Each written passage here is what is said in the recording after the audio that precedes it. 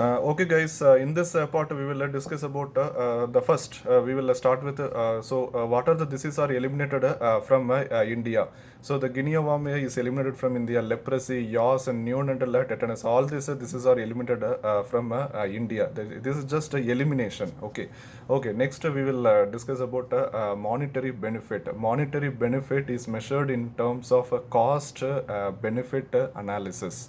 So how much the money we have saved, so that we are analyzing in monetary benefit.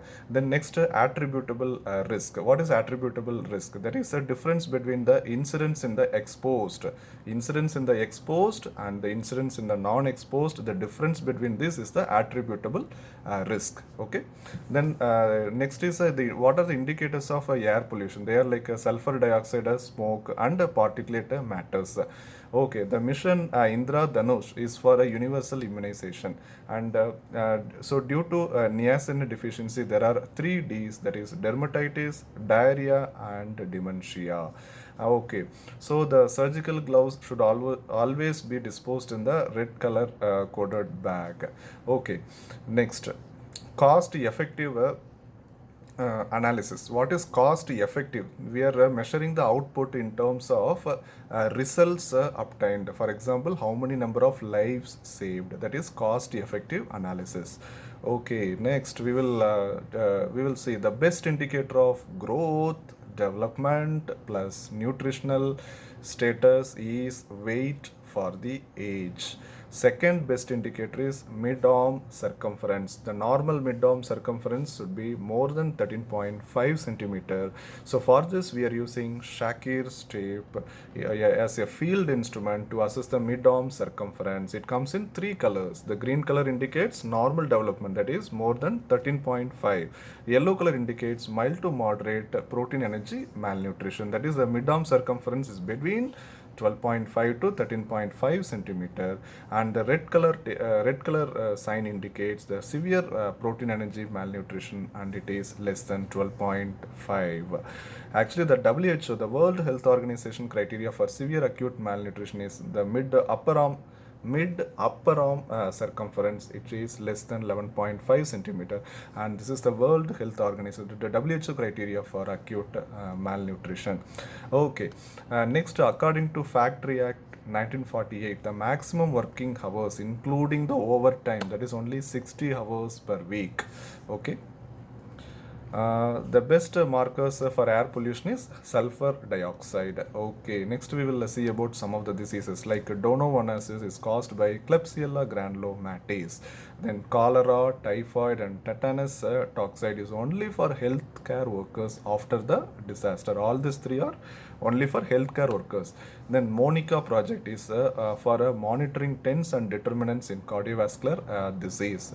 Okay, the TB benefit is given for 2 years under ESI Act. Okay, the vector for Japanese encephalitis is Culex visnui. Then vector for Zika virus is Aedes aegypti. Zika virus usually affects the pregnant woman and the fetus. Okay, then they asked about the cold tonsillectomy. It includes, what is cold tonsillectomy? It includes the dissection, snaring, cryosurgery, plasma mediated, ablation, ultrasound, harmonic scalpel. All these procedures they collectively called as cold tonsillectomy. What is the advantage of cold tonsillectomy? Less pain and less bleeding. Yes, the human brain consists of 60% of the fat.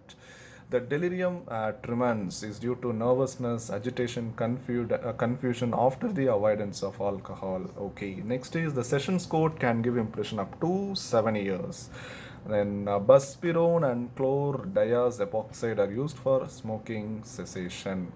Most common disinfectant used is 70% alcohol. Okay, next, the deep peroneal nerve supplies the first web space of the dorsum of the foot. The rest of the web spaces are supplied by superficial peroneal nerve. Yes, the hypoglossal nerve, it supplies all the extrinsic, intrinsic muscle of the tongue except palatoglossus. Palatoglossus is supplied by vagus nerve. Then anterior two-third of the tongue. The taste from the anterior two-third of the tongue is carried via chordotympanic branch of the facial nerve. The sensation is carried by the lingual branch of the mandibular division of the trigeminal. Taste is carried from the anterior two-third via tympanic branch of the chordotympanic branch of the facial nerve. Sensation is carried by lingual branch. Sensation is carried by lingual branch of the mandibular division of the trigeminal nerve. An infantometer is a field instrument used to measure the length or height of the baby. Then a tensor veli palatini is a muscle that opens the Eustachian tube. It is supplied by pharyngeal plexus of the vagus nerve. Then a myringotomy. Myringotomy usually that is a small nick in the tympanic membrane. It is indicated for acute otitis media recurrent. Acute otitis media with effusion, chronic otitis media with effusion. Okay, from where the lenses are developing from, the lens is developing from surface ectoderm at around 3rd to 5th week of gestation. Okay, the next is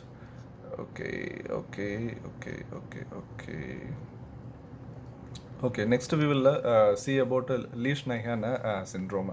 It is an X-linked recessive mutation HPRT1 gene located in X chromosome. That is so the deficiency of enzyme hypoxanthine guanine phosphoribosyl transferase, that is HGPRTase, leads to defective purine metabolism, leads to increase in the uric acid. So what is a manifestation? Severe gout is a manifestation. Intellectual disability, self-mutilating behavior, all these are the manifestations of Lesch-Nyhan syndrome. Okay, next we will see about electric alternance. That is, electric alternance is a variation in the amplitude of the QRS complex. So it is seen in the pericardial effusion and the cardiac tamponade. Also we can see Beck's triad in cardiac tamponade. It includes muffled heart sound, hypotension, and congested neck veins. Okay, what is a Cheyne-Stokes respiration? The Cheyne-Stokes respiration, a progressively deep breathing followed by gradual decrease in the depth of the respiration followed by apnea.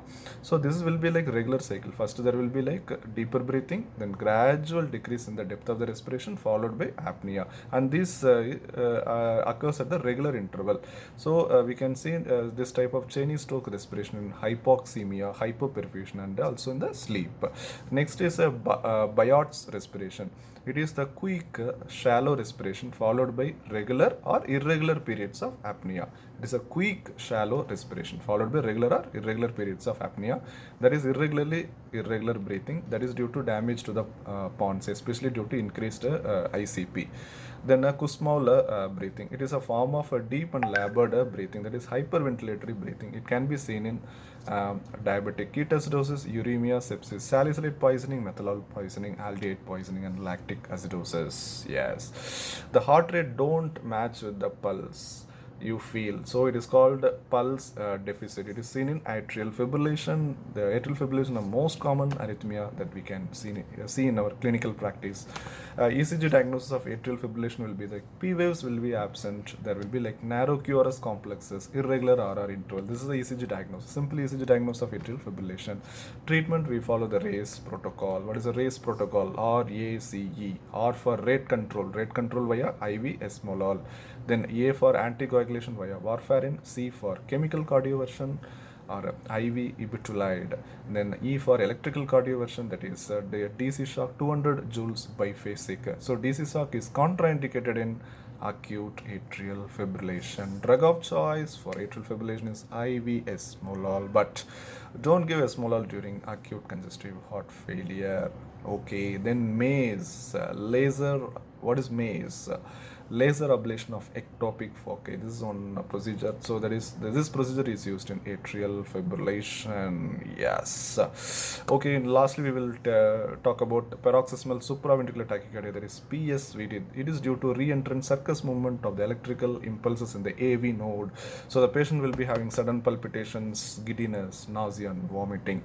So ECG diagnosis, we can see the hidden. There won't be any P waves. Narrow complex QRS complex, decreased but regular RR interval. In atrial fibrillation, there will be irregular RR interval, and in this paroxysmal supraventricular tachycardia, there will be like ST depression. First, to give carotid sinus massage, and also in children, we can advise to give a face ice pack or Valsalva maneuver. Then, if it doesn't get settled, then we can push fast adenosine IV push 6 mg, then so 12 mg.